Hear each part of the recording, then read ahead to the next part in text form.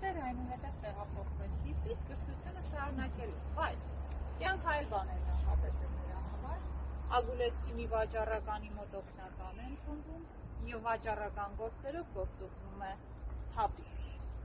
գործ է սովորում։ Չգիտես ինչու մեր հայ իրականության մեջ Միքայել Արամյանց անհատը նույնացվում է Միքայել Արամյանց բժշկի հետ, բայց նա բժիշկ չէ։ Թավրիզում տեղի է ունենում Արամյանցի կյանքի կարևորագույն ծանոթություններից մեկը։ Ծանոթանում է մեզ բոլորիս քաչ հայտնի Ալեքսանդր Մանթաշյանի հետ, բայց այս շրջանում նրանք պատանիներ էին, այսինքն այն ընդգծված այրերը չէին դեռ, որ հետո պիտի դառնային։ Կյանքի բերումով Արամյանցը հայտնվում է Թիֆլիսում։ Սկզբնական շրջանում շաքարի և մետաքսի տարանցի առևտրով էր զբաղվում։ Գնալով գումարները աճում էին, Բաքու ներկանչում, Բաքվի նավթ ներկանչում և նոր բարձունքներ գրավելու մղումով Միքայել Արամյանցը տեղափոխվում է Բաքու և արցախցի 3 ընկերների հետ հիմնում է Բալախանյան ընկերությունը, որը նավթի արդյունահանմամբ էր զբաղվում։ Շրջանն այնպիսին էր, որ նավթի հանույթն ավելի էժան էր, քան տեղափոխման վրա բավականին մեծ գումարներ էին ծախսվում, անհրաժեշտ ներդրող։ Արամյանցը հիշում է ընկերոջը Վաղեմի բարեկամին, որի հետ երիտասարդության տարիներին Թավրիզում էր ծանոթացել։ Գալիս է Թիֆլիս և Ալեքսանդր Մանթաշյանից պարտվող գումար է։ Սա մերժում, նպատակները այլ են։ Արամյանցը կռահում է սա և բնականաբար փոխվում է առաջարկ, ասում է, լավ, պարտվող գումար չեմ ուզում, արի ներդրում կատարիր և միասին շարունակենք։ Բնականաբար Մանթաշյանը ամենաերկար նավթամուղը, որը կոչվում է Բաքու Բաթումի։ Որոշ ժամանակահատված անց ընտանեկան բրդապատճառներից ելնելով Արամյանցը վաճառում է Բաքվի ամբողջ ունեցվածքը և տեղափոխվում է Թիֆլիս։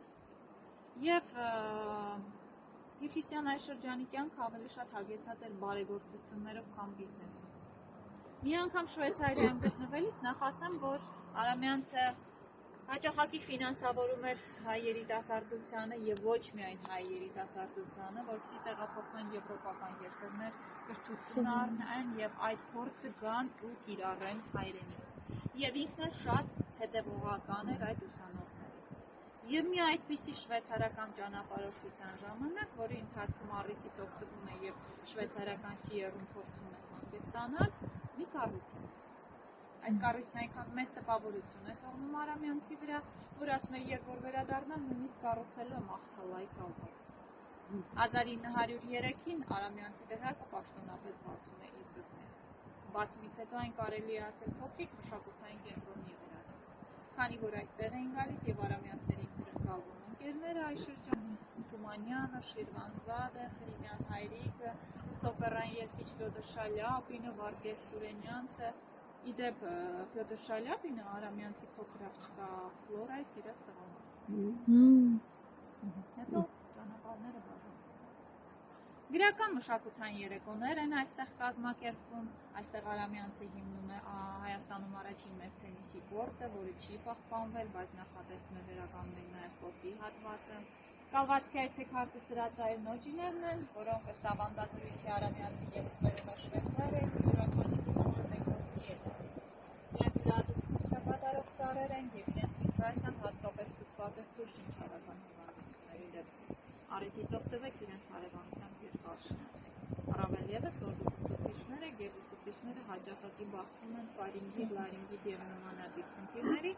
առիթից օգտվեք, երկար մնացեք, հաճախակի խորը շնչեք։ 1918 թվականին Արամյանցի դղյակը իր առաջին վնասվածքն է ստանում վրացական զորքերի կողմից, ներխուժում են, թալանում են, ավերում են, ընդհանուր ունեզրկման են ենթարկում, իսկ կահկարասին ամենաբարձրաճաշակ եվրոպական կահկարասի է և ամբողջը թալանում է։ 1921 թվականին Հովհաննես Թումանյանը դիմում է Ալեքսանդր Միասնիկյանին և այս տարածքը տրամադրվում է հայ գրողներին, մինչև 1941-ը ծառայում է նրանց։ 41-ից 46-ը զինվորական հոսպիտալ է ծառայում, 46-ից հետո հակատուբերկուլոզային առողջարան, հանգստյան տուն, այսպես մինչև 90-ականների անկախացման պրոցեսներ։ 90-ականներին այս տարածքը լքվում է, Բարտիքովի վիճակում։ Հետևաբար նորից է թալանվում, նորից է ավերվում, ցավոք արդեն հայերի կողմից։ Տարիներ շարունակ այս տարածքը իր բոլոր կառույցներով հանդերձ վանդալիզմի է ենթարկվում հայերի կողմից։ Կավարկած, ըստ որի Հայաստանի առաջին հանրապետության անկախության հռչակագիրը գրվել է այստեղ, ճիշտ է։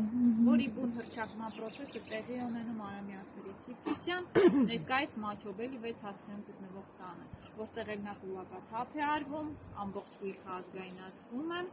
եւ իր իսկ տան նկուղային հարկում վիրավորանքից հիվանդանում է եւ մահանում։ Աջունն ամփոփում է Թիֆլիսի Խոջիվանցի հայկական գերեզմանատանը, որը ցավոք ռեժիմը եւս ավերում է։ Հողային աշխատանքների ժամանակ նույնիսկ Աջունի մնացորդներն են կոչում եւ մեծանում հայը, եւ Հիմա առաջ